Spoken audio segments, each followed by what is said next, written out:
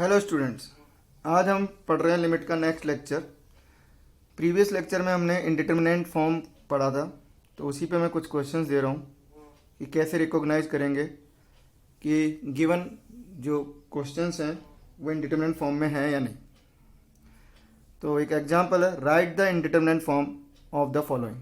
अगर इसमें इंडिटरमिनेंट फॉर्म है तो कौन सी है ये आपको लिखनी है। तो बच्चों यहाँ पर अगर हमने दे रखा है लिमिट एक्स टेंडिंग टू 3 है, x square minus 4x plus 3 x square minus 9। ठीक है बच्चों, अगर हम x की वैल्यू 3 रख के देखें, यहाँ पर आप रख के देखिए।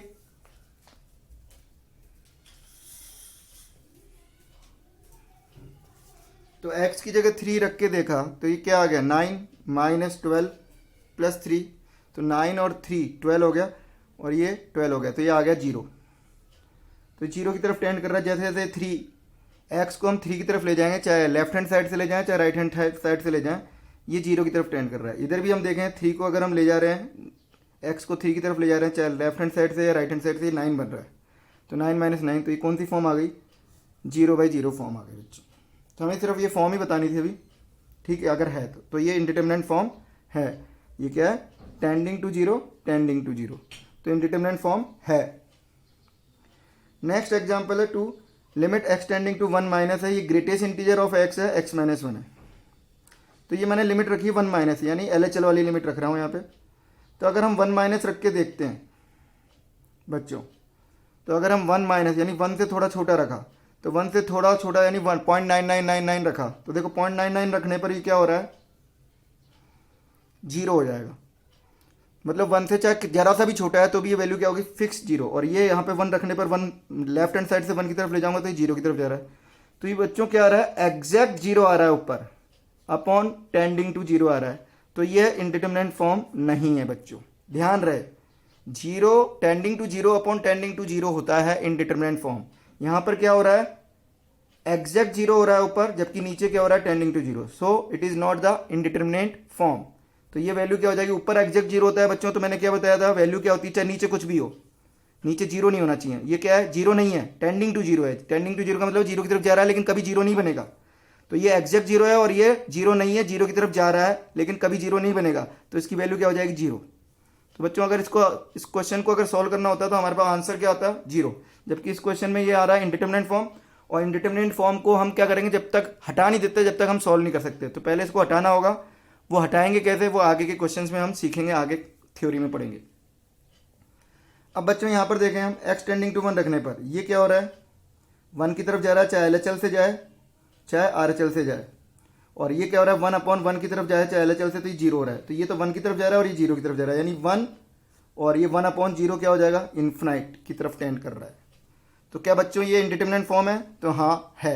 क्यों, हमने 1 की पावर इन्फिनाइट एक इंडिटरमिनेंट फॉर्म पढ़ी थी, तो ये इंडिटरमिनेंट फॉर्म है। कौन सी फॉर्म है, टेंडिंग टू 1 की power tending to infinite. Infinite हमेशा टेंडिंग होता है, मैंने बताया था। अब देखें बच्चे, fourth example, x tending to 2 minus है। मैं लेफ्ट हैंड लिमिट रख रहा हूँ, 2 माइनस रखा है, यानी LHL पूछ रहा हूँ 2 पर, और ये ग्रेटेस्ट इंटीजर है कि पावर 1/x-2 है।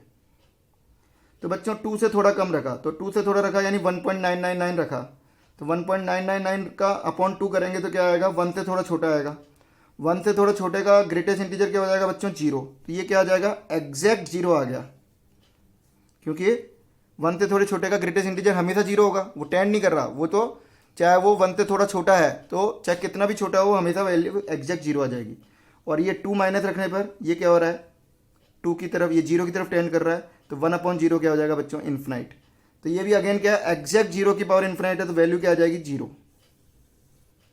ठीक है बच्चों, तो ये इंडिटरमिनेंट फॉर्म नहीं था और इसकी वैल्यू क्या आ रही है, 0। इधर देखें, limit x tending to 0 plus पे, ठीक है, बेस हमेशा क्या होना चाहिए, पॉजिटिव होता है, इसलिए मैंने 0 प्लस दिया। 0 माइनस पे ये नॉट डिफाइन हो जाता, क्योंकि बेस किसी भी वेरिएबल की पावर वेरिएबल, हमेशा हमने फंक्शन में पढ़ा था कि वेरिएबल की पावर वेरिएबल फंक्शन में वो कब डिफाइन होता है फंक्शन, जब बेस क्या होता है, पॉजिटिव। तो इसलिए मैंने 0 प्लस लिखा। 0 माइनस अगर होता तो ये नॉट डिफाइन हो जाता केस, क्योंकि ये वैल्यू निगेटिव नहीं हो सकती है। तो 0 प्लस पे ये क्या हो रहा है, 0 की तरफ टेंड कर रहा है, और 1/0 प्लस ये क्या हो रहा है, इन्फिनाइट की तरफ कर रहा है। तो ये आ रहा है 0 की पावर इन्फिनाइट बन रहा है। तो क्या ये इंडिटरमिनेंट फॉर्म है, तो बच्चों ध्यान से देखो, 0 की पावर इन्फिनाइट है, इन्फिनाइट की पावर 0 नहीं है। तो 0 की पावर इन्फिनाइट कोई इंडिटरमिनेंट फॉर्म नहीं थी, मैंने बताया था, तो इसलिए इसकी वैल्यू होगी जीरो की पावर हम कितनी भी बड़ी कर लें वो जीरो की तरफ ही जाएगा, जीरो से की तरफ टेंड कर रहा है, ये जीरो की तरफ टेंड कर रहा है और ये इन्फिनाइट की टेंड कर रहा है। यानी 0.01 की पावर इन्फिनाइट लूंगा तो वो धीरे धीरे क्या होगा, जीरो की तरफ टेंड करेगा, तो इसकी वैल्यू जीरो आएगी। लेकिन ये इंडिटरमिनेंट फॉर्म नहीं है, ध्यान रहे बच्चों, जीरो की पावर इन्फिनाइट इंडिटरमिनेंट फॉर्म नहीं है। इस टाइप का क्वेश्चन एक बार आईआईटी में भी आया था, तो कई बच्चों ने गलती कर दी थी और इसको सॉल्व करने लग गए थे इंडिटरमिनेंट फॉर्म की तरह। ठीक है बच्चों, अब हमारे पास एक और क्वेश्चन है, लिमिट एक्सटेंडिंग टू 1 प्लस लिया है मैंने यहाँ पर, right hand limit, greatest integer है x-1 और पावर है x-1, तो 1 प्लस लिया, तो बच्चों 1 प्लस लिया तो 1 से थोड़ा ज़्यादा रखा, तो 1 से थोड़ा ज़्यादा रखने पर क्या आ रहा है, ये 1.1 रख लिया, 1.1 का -1 तो क्या आ गया 0.1 मान लिया, 0.1 का ग्रेटेस्ट इंटीजर क्या हो जाएगा बच्चों 0, तो ये आ गया अगेन एग्जैक्ट 0, और एग्जैक्ट 0 की पावर क्या है 1 प्लस रखने पर 0 हो रहा है, तो ये 0 की पावर 0 नहीं है बच्चों, एग्जैक्ट 0 की पावर 0 है, सो ये क्या हो जाएगा वैल्यू 0, तो ये इंडिटरमिनेंट फॉर्म नहीं था। इसी तरह से यहाँ पे देखें एक्सटेंडिंग टू 0 प्लस पर, तो 0 प्लस पे क्या हो रहा है, 0 की तरफ टेंड कर रहा है, ये भी 0 की तरफ कर रहा है, तो ये क्या हो गया 0 की पावर 0, ये इंडिटरमिनेंट फॉर्म है। तो बच्चों अब आपको समझ में आ गया होगा कि एग्जैक्ट 0 की पावर अगर 0 दे रखा है तो एग्जैक्ट 0 रखा है तो इंडिटरमिनेंट फॉर्म नहीं होता, तो ये सब चीज़ें आपको ध्यान रखनी है। ठीक है बच्चों, क्लियर। नेक्स्ट है हमारे पास कुछ फंडामेंटल थ्योरम्स हैं, लिमिट से रिलेटेड कुछ थ्योरम्स होती है, उसको हम समझ लेते हैं। जैसे हमारे पास कोई फंक्शन है f(x) जिसकी एक्सटेंडिंग टू a पर लिमिट क्या l है, हमने मान लिया फाइनाइट है, लिमिट एक्सटेंडिंग टू a पर ये भी gx है, इसकी लिमिट है वैल्यू आ रही है m, ये भी मान लिया फाइनाइट है। तो बच्चों अगर कोई दो फंक्शन प्लस माइनस में जुड़े हुए हैं और लिमिट लगी हुई है एक्सटेंडिंग टू a, और अगर इन दोनों की वैल्यू a पर फाइनाइट आ रही है तो हम इन लिमिट को अलग अलग कर सकते हैं, यानी limit x tending to a f(x) पे भी लगा सकता हूँ, limit x tending to a gx पे भी लगा सकता हूँ, प्लस माइनस करके। ध्यान रहे बच्चों, ये अलग अलग हम तभी कर सकते हैं जब ये दोनों फाइनाइट हों, नहीं तो नहीं कर सकते। ठीक है, तो इसकी वैल्यू l आ गई, इसकी वैल्यू m आ गई प्लस माइनस, तो ये पॉसिबल है। कब है, जब दोनों फाइनाइट थे। तो लिमिट जब फाइनाइट होती है तो हम लिमिट्स को प्लस माइनस में अलग अलग कर सकते हैं। सिमिलरली हम मल्टीप्लाई में भी अलग कर सकते हैं। देखो यहाँ पे मैंने मल्टीप्लाई में लिख रखा है, तो लिमिट को मैंने इसमें भी लगा दिया, लिमिट को इसमें भी लगा दिया मल्टीप्लाई करके, तो इसकी वैल्यू हो गई l, इसकी वैल्यू हो गई m। तो मल्टीप्लाई में भी हम लिमिट्स को क्या कर सकते हैं, हम अलग अलग कर सकते हैं अगर वो फाइनाइट है। अगर ये फाइनाइट नहीं होती, इसमें से एक कोई इन्फिनाइट होती, तो हम अलग अलग नहीं कर सकते थे बच्चों, ये ध्यान रखना है। ठीक है, लिमिट एक्सटेंडिंग टू a पर, तो एक्सटेंडिंग टू a पर f(x)/gx से डिवाइड में भी हम अलग अलग कर सकते हैं जब लिमिट फाइनाइट हो। लेकिन ध्यान रहे नीचे वाली वैल्यू 0 नहीं होनी चाहिए लिमिट, यानी यहाँ पर m 0 नहीं होना चाहिए, क्योंकि हम जानते हैं अगर नीचे 0 हो गया तो वैल्यू इन्फिनाइट हो जाएगी, तो ये भी ध्यान रखना है हमको। ऐसे ही हमारे पास कोई कांस्टेंट है इंटू f(x) है और लिमिट लगा रखी है एक्सटेंड टू a, तब भी हम लिमिट को अलग अलग कर सकते हैं। k को बाहर लिया है, लिमिट इस पर लगा दी, ये फाइनाइट है तो k इंटू l आ गया। ठीक है बच्चों, इसी तरह से हमारे पास एक और है theorem, limit x tending to a f(g)(x), ये कंपोजिट फंक्शन है, इसमें भी हम लिमिट को क्या कर सकते हैं, अंदर ले जा सकते हैं। ये लिमिट को अंदर कब ले जा सकते हैं, limit x tending to a f के अंदर ले जा रहा हूँ, कब ले जा सकता हूँ कि अगर f(x) कंटिन्यूस हो x इक्वल टू m पर, gx की वैल्यू क्या आ रही है, m आ रही है एक्सटेंडिंग टू a पर, तो x इक्वल टू m पर कंटिन्यूस होता है, होना चाहिए। कंटिन्यूस का मतलब है graph x equal to m पे ग्राफ ब्रेक नहीं होना चाहिए, या कंटिन्यूस हम आगे पढ़ेंगे, पूरा चैप्टर डिटेल में पढ़ेंगे, अभी बस इतना सा समझ लो आप। कंटिन्यूस का मतलब है कि x इक्वल टू m पर f(x) का ग्राफ ब्रेक नहीं होना चाहिए, टूटना नहीं चाहिए, लगातार होना चाहिए। तो अगर ये कंटिन्यूस है f(x) x equal to m पर, तो हम इसको लिमिट को अंदर ले जा सकते हैं, नहीं तो नहीं ले जा सकते। ठीक है बच्चों, तो ये थी थ्योरम्स, ध्यान रखनी है। आगे पढ़ते हैं हम, कुछ मैं एग्जांपल्स बता रहा हूँ इसी के। जैसे हमारे पास ये रखा है limit x tending to 2, greatest integer है, तो बच्चों सबसे पहले हमको ग्रेटेस्ट इंटीजर वगैरह क्या करने होते हैं, रिमूव करने होते हैं, तब जाके हम इसको सॉल्व कर पाते हैं, तब हम लिमिट का क्वेश्चन सॉल्व करेंगे। अब यहाँ पर अगर हम देखें कि ये कंपोजिट फंक्शन, अगर मैं लिमिट को अंदर ले जाना चाहूँ, लिमिट एक्सटेंडिंग टू 2x, अगर मैं ऐसे ले जाता हूँ तो ये क्या हो जाएगा 2, और 2 का ग्रेटेस्ट इंटीजर क्या हो जाएगा 2, लेकिन ये गलत है। क्यों है बच्चों गलत, क्योंकि हम जानते हैं कि x इक्वल टू 2 पर ग्रेटेस्ट इंटीजर जो फंक्शन होता है, ग्रेटेस्ट इंटीजर जो फंक्शन होता है वो कंटिन्यूस नहीं होता है। अगर हम ग्रेटेस्ट इंटीजर का ग्राफ बनाएं तो 0 से 1 में ये बनता है, फिर 1 से 2 में ये बनता है, फिर 2 से 3 में ये बनता है। तो 2 पर देखो, 2 पर क्या हो रहा है, ब्रेक हो रहा है, ग्राफ कंटिन्यूस नहीं है, तो ऐसे नहीं कर सकते, तो ये रॉन्ग मेथड है बच्चों। तो अगर इसको हमको सॉल्व करना है तो हमको क्या करना होगा, इसको पहले ब्रेक करना होगा, इसको हमारे को ग्रेटेस्ट इंटीजर फंक्शन को हटाना होगा। मैंने यहाँ पे नोट डाल के इसलिए लिखा है, देखो यहाँ पे क्या लिखा है, in case of GIF greatest integer function, FPF signum function, modulus function, first of all remove these function और साइन, ये फंक्शन हटाने हैं, इनके साइन हटाने हैं, these function and then solve the limit. तो पहले हमको ये हटाना पड़ेगा ग्रेटेस्ट इंटीजर। तो वो कैसे हटाएंगे, तो यहाँ पे, और एक और मैंने नोट लिखा है, if there is no indeterminate form then simply replace करना होता है हमको। अगर इंडिटरमिनेंट फॉर्म नहीं बन रही, 0/0 नहीं बन रहा है, तो एक्स की जगह लिमिट रख दो, काम चल जाता है अपना। ठीक है, रख, एक्चुअल में वो रख नहीं रहे, हम देख रहे हैं कि किधर अप्रोच कर रहा है, रखते तो कभी भी नहीं है, लेकिन हम देखते हैं किधर अप्रोच कर रहा है, हम डायरेक्ट अप्रोच देख सकते हैं, सॉल्व करने की जरूरत नहीं होती है। लेकिन अगर इंडिटरमिनेंट फॉर्म बन रही होती है तो सबसे पहले हमको वो रिमूव करनी होती है। If there are GIF FPF signum function, modulus function, then always find LHL and RHL as they may be different. तो अगर ये ग्रेटेस्ट इंटीजर फंक्शन है तो हम LHL RHL दोनों अलग अलग निकालेंगे, क्योंकि इनकी वैल्यू अलग अलग आ सकती है, और अगर अलग अलग आई LHL RHL की वैल्यू तो हम जानते हैं लिमिट एग्जिस्ट ही नहीं करेगी। ठीक है बच्चों, तो यहाँ पर मेरे को अब इस तरह से हम सॉल्व नहीं कर सकते हैं, अंदर ले जा नहीं सकते, क्योंकि x=2 पर ये फंक्शन कंटिन्यूस नहीं था। तो इसलिए हम क्या करेंगे, जब भी greatest integer fractional part function आए और इस तरह के मॉडुलस फंक्शन आए तो हम क्या करेंगे, सबसे पहले उनको रिमूव करेंगे और उसके लिए LHL RHL दोनों निकालेंगे बच्चों। ठीक है, LHL और RHL हम दोनों निकालेंगे उस केस में। ठीक है, सेपरेटली हम फाइंड आउट करेंगे। ठीक है बच्चों, समझ में आ रहा है। तो अब इसको सॉल्व करते हैं हम। इसको सॉल्व कैसे करेंगे, आप लोग किस तरह से सॉल्व करोगे, एक बार ट्राई करें। पहले LHL निकालो और फिर RHL निकालो। ये मैंने यहाँ पर लिख भी दिया है, if function changes its definition then also find LHL RHL separately. Function अगर अपनी डेफिनेशन चेंज करता है तब भी हमारे को LHL RHL चेंज करना होता है, निकालना होता है अलग अलग। जैसे मैंने एक एग्जांपल दिया, वो मैं आगे डिस्कस करूंगा, पहले इसको सॉल्व करते हैं। तो यहाँ पर मैं निकाल रहा हूँ बच्चों LHL। तो LHL कैसे निकालेंगे, h टेंडिंग टू 0 करूंगा, फंक्शन की जगह क्या लिखूंगा, x की जगह क्या लिखूंगा, 2 - h। 2 - h, 2 में h क्या है, वेरी स्मॉल पॉजिटिव नंबर है, 2 में से कुछ कम हो रहा है, 2 में से कुछ कम हो रहा है, मान लिया 1.99 हो गया। ये 1.99 का ग्रेटेस्ट इंटीजर क्या हो जाएगा बच्चों, 1 हो जाएगा। तो इसको हमने सॉल्व कर लिया, सिंबल हटा दिया मैंने ग्रेटेस्ट इंटीजर का 1। अब लिमिट रख रहा हूँ मैं, h की जगह 0 रखूंगा तो h यहाँ पे है ही नहीं, 0 रख दिया तो क्या आ गया, 1 आ गया। तो LHL वैल्यू क्या आ गई इसकी, 1 आ गई। इसी तरह से बच्चों अगर मैं RHL की वैल्यू निकालना चाहता हूँ इसमें, तो RHL की वैल्यू मैं यहाँ निकाल देता हूँ। तो RHL में क्या रखूंगा, 2 + h, यानी लिमिट h टेंडिंग टू 0, और x को किससे रखूंगा, 2 + h से रिप्लेस करूंगा। तो ये वैल्यू क्या आएगी, 2 से थोड़ा ज़्यादा है, 2 से थोड़ा ज़्यादा का ग्रेटेस्ट इंटीजर क्या होगा बच्चों, 2 ही होगा। और अब मैं लिमिट रखूंगा तो वैल्यू क्या आ गई, 2। तो यहाँ पर देखो हमने LHL की वैल्यू 1 आई, जबकि RHL की वैल्यू 2 आई है। तो ये दोनों बराबर नहीं है, इसलिए लिमिट एग्जिस्ट नहीं कर रही, लिमिट डज नॉट एग्जिस्ट। ठीक है बच्चों, इसी तरह से ये फ्रैक्शनल पार्ट फंक्शन है, ये भी यहाँ पर हम जानते हैं 1 पर क्या होता है, डिसकंटिन्यूस। हमने इसका ग्राफ हम जानते हैं किस तरह से होता था। तो 1 पर देखो डिसकंटिन्यूस है, ब्रेक हो रहा है ग्राफ, तो इसलिए हम इसको अंदर नहीं ले जा सकते, जैसे इसको अंदर ले गए थे यहाँ पे, जैसे इसको नहीं ले जा सकते थे वैसे ही लिमिट को हम अंदर नहीं ले सकते। तो इसको रिमूव करना होगा, तो हमको LHL RHL दोनों निकालना होगा। तो LHL निकाला, h टेंडिंग टू 0, 1 की जगह क्या लिखूंगा, 1 - h। अब फ्रैक्शनल पार्ट है 1 - h, 1 - h का वैल्यू क्या होती है, h क्या होता है, वेरी स्मॉल पॉजिटिव नंबर। तो हमने मान लिया 0.001 है, तो 1.01 या 0.1 भी मान लिया अभी। तो 1 में से 0.1 घटाया तो क्या आया, 0.9। 0.9 का फ्रैक्शनल पार्ट क्या होगा, 0.9 ही होगा, यानी एज इट इज होगा।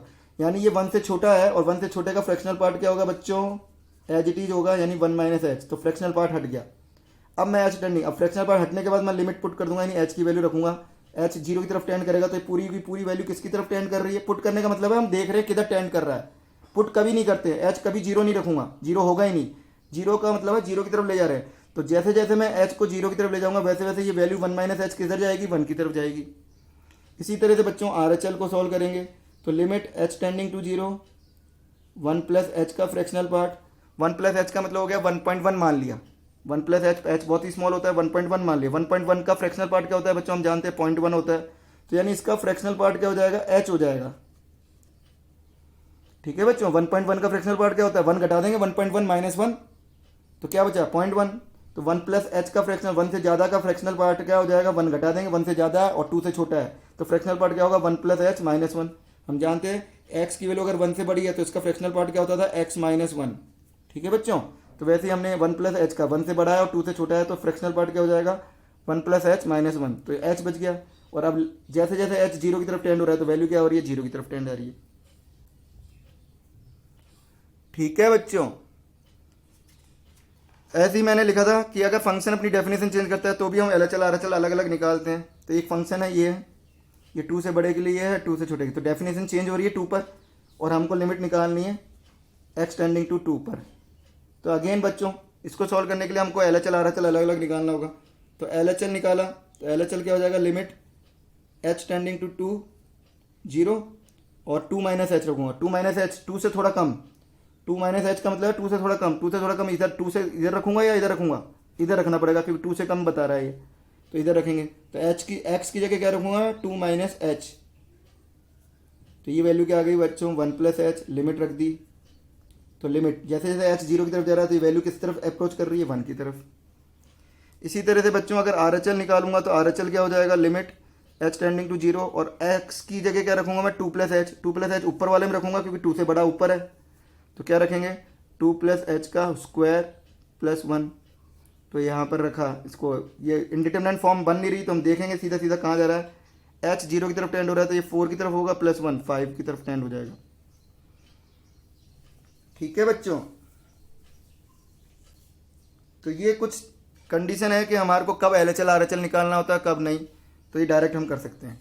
और limit x tending to pi by 2 है, कॉस एक्स का ग्रेटेस्ट इंटीजर है, इसकी वैल्यू निकालनी है। तो अगेन ग्रेटेस्ट इंटीजर है तो पहले एल एच एल निकालेंगे, तो एल एच एल निकाला तो एच टेंडिंग टू 0 पर एक्स की जगह क्या लिखूंगा, पाई बाई 2 माइनस एच।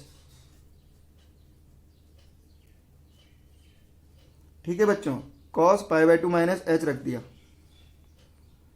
अब कॉस का जो ग्राफ होता है वो देखो ऐसे होता है और पाई पर ये होता है 0 पर ये इस तरह से नीचे आता है, पाई बाई 2 माइनस एच यानी पाई बाई 2 से थोड़ा कम, यानी ये हो गया पाई by 2। Pi by 2 minus H पर वैल्यू क्या आ रही है, 0 और 1 के बीच में ये वाली वैल्यू आ रही है, ये वाली वैल्यू आ रही है। तो ये 0 और 1 के बीच में है तो 0 और 1 के बीच का ग्रेटेस्ट इंटीजर क्या हो जाएगा बच्चों, सीधा सीधा 0 हो गया। अब मैं आर एच एल निकालूंगा बच्चों, तो ये आ जाएगा cos pi by 2 plus H लिख देंगे और greatest integer pi by 2 plus H कहाँ हो गया, पाई बाई 2 से बड़ा, यानी यहाँ पे आ गया पाई बाई 2 प्लस एच। इस पर वैल्यू क्या आ रही है, देखो ये वाली आ रही है, यानी -1 से 0 के बीच में आ रही है, और -1 से 0 के बीच का ग्रेटेस्ट इंटीजर क्या होगा बच्चों, -1। तो ये दोनों वैल्यू अलग अलग आ रही है, यानी लिमिट डज नॉट एग्जिस्ट। ठीक है बच्चों, इसी तरह से मैंने एक और क्वेश्चन लिया है फ्रैक्शनल पार्ट का, फ्रैक्शनल पार्ट का क्वेश्चन लिया है। फ्रैक्शनल पार्ट में क्या हो जाएगा हमारे पास, ये आ गया 3 पाई बाई 2 पर देखना है तो एल एच एल निकालेंगे। तो limit H tending to 0 fractional part sign